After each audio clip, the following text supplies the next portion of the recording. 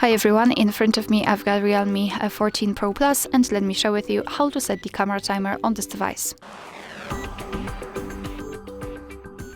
So let's start with opening the camera app. And currently we are in the standard photo mode, so we have to open the settings. Let's tap on this 3 bars icon in the right upper corner. And as you can see, the second bar is connected with the timer. So we've got 3 options of 3 and 10 seconds delay. So just tap on the option you'd like to use. I'll choose 10 seconds delay. It is immediately noted in the shutter button. So let's tap on it, and from now on your device will count down from 10 or 3, depending of course which option you've chosen. And after that time, the device will take a photo. Alright, so this is how it works. Of course, you can turn it off just by entering the settings again and tap on off. And from now on, your device will take photos right after touching the shutter button.